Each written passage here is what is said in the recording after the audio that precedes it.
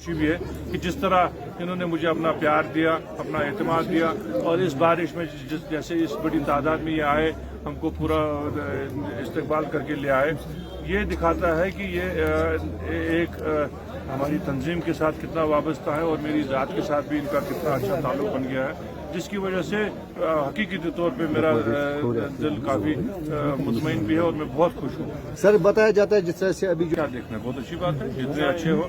Election ऐसा एक मौका होता है कि हर कैंडिडेट को अपनी मर्जी होती है कि वो कहाँ से लड़े, इसमें कोई किसी को रोक तो नहीं सकता। सर जिस तरीके से इलेक्शन में सिर्फ मैं अकेले तो नहीं लड़ सकता, न मेरी पार्टी अकेले लड़ सकती है। इलेक्शन का मकसद ही ये होता है। कल अगर आपने देखा होगा साउथ कश्मीर में फाइलिंग थी, कोई कॉन्स्टिट्यूंसी ऐसी नहीं है साउथ कश्मीर में या चुनाव में कि जहां 14, 15, 12 कैंडिडेट नहीं है। कैंडिडेट तो आएंगे, कोई ऐसी बड़ी बात नहीं है। तो सर जिस नेशनल कॉन्फ्रेंस ने एक जमाने में 2/3 से भी ज्यादा यहाँ अक्सरियत ली है असेंबली में, और एक बार नहीं कई बार। उसका ये मतलब है कि बाकी अपोजिशन वाला कोई लड़ता ही नहीं। आज एक दफा किसी ने एक सीट जीती, उसका मतलब हम कभी इलेक्शन ही लड़ेंगे, डर जाएंगे?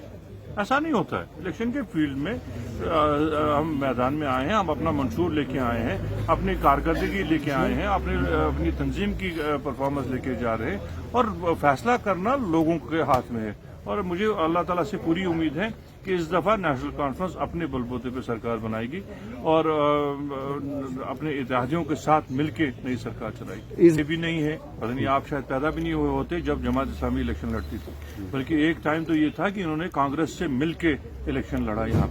उस वक्त इनका इत्तेहाद कांग्रेस के साथ था। उनको आपको सवाल पूछना चाहिए, हमसे सवाल पूछने से ज्यादा उनको आपको सवाल पूछना चाहिए कि अगर वो इस फील्ड में आज आए हैं तो क्या उनकी बैन उठ गई है? अगर बैन नहीं उठी है तो वो किस बैनर पे इलेक्शन लड़ रहे हैं? और अगर इस वक्त वो इलेक्शन लड़ रहे हैं, उनको ये भी लोगों को किसी स्टेज पे बोलना पड़ेगा कि जो 30-35 साल उन्होंने इलेक्शन और वोट के खिलाफ बोला, तो वो सही था या ये सही है। और ये भी हमारे लिए तो अच्छी बात है कि वो आए और इलेक्शन में लड़े, क्योंकि उनका वोट वो खुद ले जाएंगे।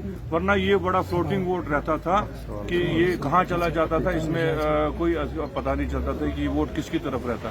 आज उनके अपने कैंडिडेट होंगे तो लाजमी वो अपना वोट ले जाएंगे। और जो फैसिलिटीज और जो इंफ्रास्ट्रक्चर खड़ा करना है, इस पे सियासत नहीं करनी है। सियासत हम करें बाकी इश्यूज पे जैसे हो, चाहे कोई भी पार्टी। यहाँ हमको बहुत मुश्किलात हुई हैं।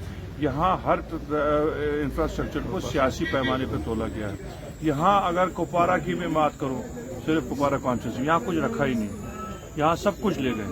पिछली दफा तो चलो अब हम अलग बात कर रहे थे, आज आप देख लीजिए कोई भी इदारा यहाँ नहीं है। यहाँ सिर्फ एक डीसी बैठते हैं और एक एसपी साहब बैठते हैं, बाकी यहाँ के दफ्तरात सब चले गए। हमारा डिस्ट्रिक्ट हॉस्पिटल नहीं था तो उसकी वजह से मेडिकल कॉलेज भी चला गया, 2 नुकसान हुए। फिर आयुष का हॉस्पिटल आया, वो भी निकल गया। जो उस वक्त at the helm of affairs थे, उन्होंने उस वक्त अगर बैलेंस किया होता तो कुपवारा का इंफ्रास्ट्रक्चर भी काफी हद तक बढ़ गया। अगर राय आप सुने तो बिल्कुल गलत था, क्योंकि हमको एक अच्छा अपॉर्चुनिटी मिली थी। एक ऐसा एक्सपीरियंस लीडर यहाँ मिला था जो 2-3 दफा पार्लियामेंट भी गया था, वो चीफ मिनिस्टर भी रहे हैं, वो गवर्नमेंट ऑफ इंडिया में भी मिनिस्टर रहे हैं।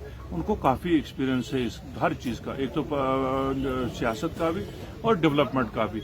उन्होंने हम इस दूर दराज इलाके को एक तो सियासी तौर पे बहुत ऊंचे नक्शे पे लाया होता, और हमको डेवलपमेंट के लिहाज से बहुत काम मिले। सर तो निष्पक्ष पूरी कोशिश करेंगे। आपको क्यों शक रहता है इस बात? नहीं सर, लगातार ये बयान से बीजेपी बयानबाजी कर रही थी कि हम इसको हटाएंगे, कोई मानता नहीं था। जब उनके हाथ में ताकत आई उन्होंने हटाया। हम भी इंशाल्लाह ताला ऊपर वाले से उम्मीद रखेंगे कि हमको जल्दी वो ताकत आए और हम उसको वापस लाएं।